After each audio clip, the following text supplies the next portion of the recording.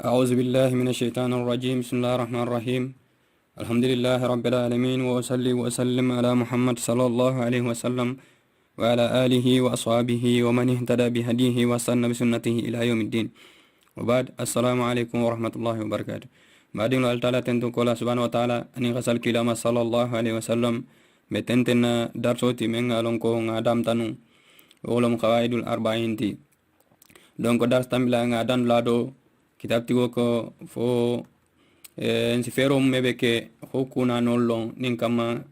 fo nkana dum o sin sarjulo kono. Donc on be continuer la hokuna nolel kan kuna no men ngalon ko nyantal wonna folo akwa al qaidatul ula qaida folo wolom regel folo men ngalon ko nyantal wonna regel jamanti wolom anta alama ihalon anna al kuffara ku kafirulu allazina kafirul minnu qatalahum rasulullah sallallahu alaihi wasallam atala la kila tungne kelanu mukhirruna be sondinne mukhirruna wol be sondinne ala da men fala jang wolom ko inyanta mellon na khafa ko kafirul men khalon ko kila sallallahu alaihi wasallam akhay kele mukhirruna be sondinne bi anna allah ko altala ta'ala man sakallanke huwa al khaliq walam darlati huwa al khaliq walam darlati tadadra mekele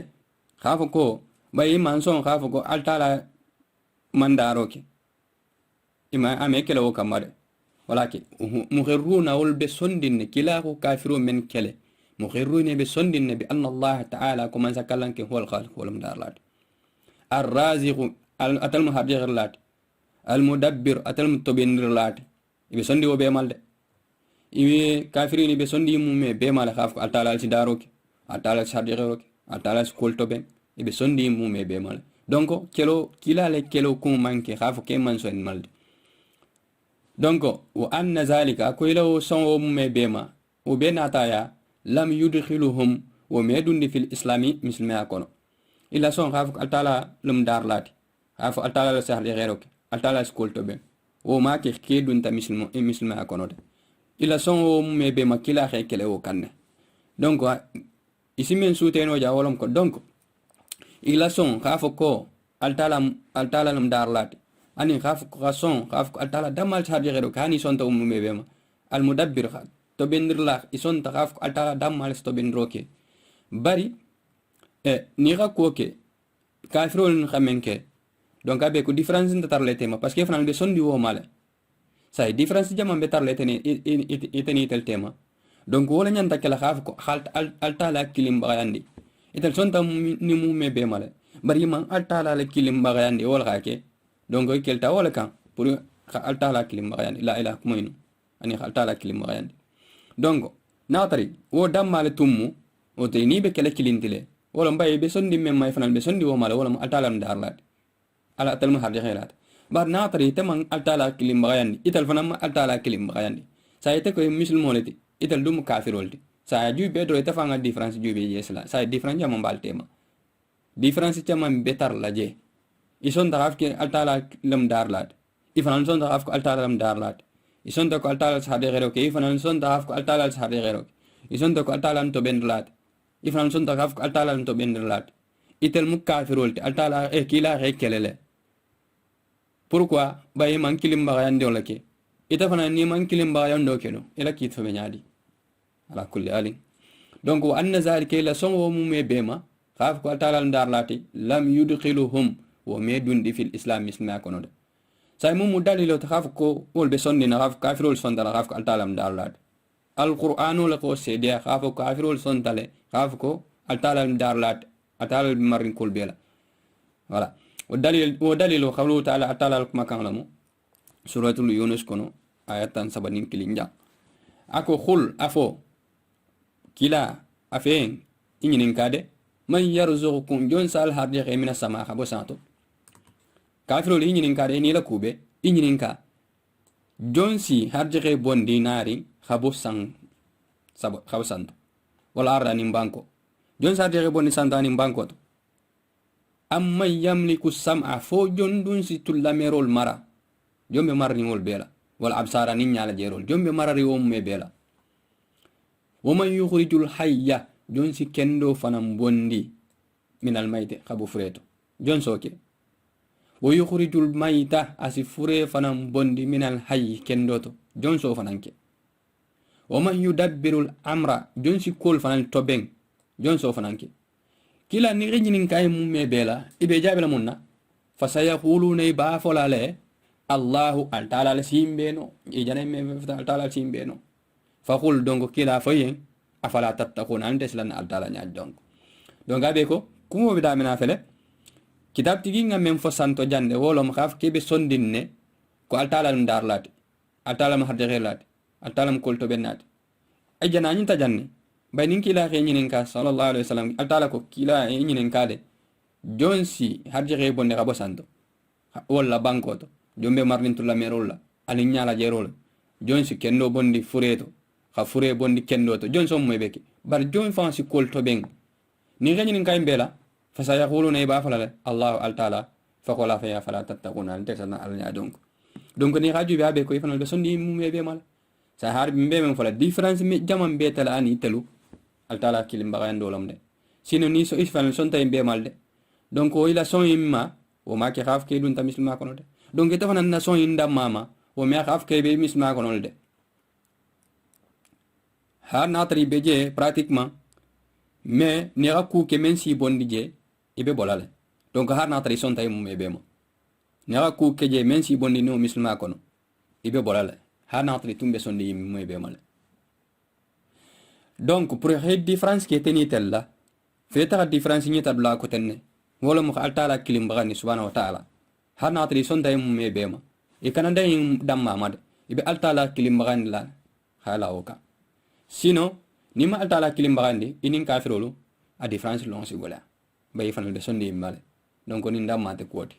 say khaida flanjang al khaida saniya khaida flanjang annahum ketin yaquluna safale sa mu mebe say khale be son di mu mebe male say mun sab khake idumbe blari mo gol noma mo men ngalam tay khim ta jalanati wala bero men khim ta jalanati wala kulli ali men mutajalanati mun na do ibol noma na tari be sonni khaf ka atala si daro atala ma hadje khirlati atala skol to ben atala skendo bondi fureto khafure bondi kendo to say be sonni mu me mun na do ibe blari mo dol noma idu ngalon ko atala si mu me bek ibe jabla men na wolom ko wala ka kidakte ko annon ketelu yaquluni safale ma da'awnahum mol kili fen kamma inja blari wol men no maten me kili fen kamma wa tawajjahna ilayhim man yatili la fuy kamma fana illa li talabil qurbati fo sutuya nyoya nyinin altalala wa safa'ata nin kanyoro aha inja blari ni moy men no maten nam nimbe kili kan me kili fen kamma fo iran sutende alla mbol nyinin ke bulu anim fes kanjoro kenye mbol damala nyinin ke le bulu barinte kile kan khafo ko isi daro le kenon me kili o kamade me kili fana khaf ke sali gero le kede ngalne ke mi o kede ngalne fana ke mi kendo bondi no furet ngalne ke mi fure bondi ne kendo to ngalne fana ki imi ke mi kol to benno ngo belo na de me kili o kamma bari nge kili kun kili men kamma wolom pour isin sutiyande ta'ala subhanahu wa ta'ala anin fes kanjoro kenye nge kili wala kamma kafiro lak makamu indide fa dalil qurba khafo khesutiyande ta'ala la dalilu qawlu ta'ala wa ta'ala al makanat say ta'ala ko nyadi ak walladhina mu'minu ittaghazu ighamtaruke min dunihi fanna memman ka ta'alati awliya'a khakib bisi nyoti ni renyin ka mun nal bokela isi jabi man ne safal ko ma na'buduhum tulmul batu fen kamade illa li yuqarribuna fi sin sutiyandi ila Allah ta'ala la zulfa sutiyanyo kayala inna Allah ta'ala yahkumu askiti bainahu itema fima fento hum itelu fihi wuqutu yahtalifuna bi walika inna Allah ta'ala la yahdi man amimu kanda huwa wa mu kazibun fanya fola balamu kaffarun balanna balamu kafir balamu raja dalil ni nam dalilo takanta khaf ko kafirinu donc inte blari wo mo noma intol batu kam fen kamade nin kam ma fe system al taala donc o dam malam donc itam muslimo fanan mun ne babla lam ko do noma khaf khajigi khaf ka be system la al taala khajigi khaf ka be kanjoro le kele sinin ma sinin ala batu aga foye nyamenna aga fatandi me ka fata woma wolo mi sutiandiri ta altala bare kha fa jigi ni mo karsa wolo ben stande altala ba ya ala bato kentile wala krantantile ibe bulara noma womu fulanka fialti shirka yalam donc fulanka folol jana men keten nin jana fo men la kota ten wol jana men ke ifanan jola ke kante sai harbi different jama bene tema bay dum folo isonta khafo altala ndala ti fanan sonta oma sai iko be mo men noma itafangal na khaf kol mi daro keno ibe men mutarin khaf ko wala mi la nyaton koti ila moro molati walla ila karam mo molti sai bole noma ibe tawassulu ke walla fasi stand altala walla fasi kan yoro ke igal na khaf ko mi daro kenode igal na khaf kami har gero kenode igal na khaf kalmi kolto benno bar pourquoi iboke kan ina jigo menti wala la miro menti wolom nin kam matal gastu altala la fasi fanan stand altala wala fasi kan yoro ke ni ko wala muta inin kafirol difference tarle temade bay kafirol fanan ngolo fo wala mu ma na abudhun te batu kam fen kamma illa li yuqarribuna fi sujandi ila allah altala zulfa stu nyala ni ta fanan ngam dal gaf ko iboke kan na purisi stand altala sa difference jamam betani nim mo yen tema sa ite fan o ko beta fan o zize beta fan la bulu santo tay al sonta al be sonta ku kilima duguma tay wala mo lazina tagazu min duni awliya kafirul gamen fo fana ngo misalo lo fo sa harbi ita ga jube difference jama nyanta tarlete ni wol o mo gol tema ibe mo men no me ko igal ne ko alante de igal ne ko annabi mote nde bari ba no male ba tal gastu ala la assist ifana stand al talala kafiru fana ngay ne fo akala wo jalan kanta bat kam fe kan male pour assistant al talala wala askan yoro ke ita misil mo fana e ko ibe no male ba tal gastu al talala pour fana sikan yoro ke wala hana tri mam ta kaf sikan yoro ke bari kam ta katal gastu al talala asi fana stand al talala wala asi hajo jaranya kutamma saindo ifan badi misil mo je jube de je jube kay ayo jube igela al halo jube igeni mogol ayo nyigita mo men ka fata mo en me igeni al halo jube mal difference jama metal je tela mirato donc jan hakil tolomu nga fata bulala mo no ma khafa ko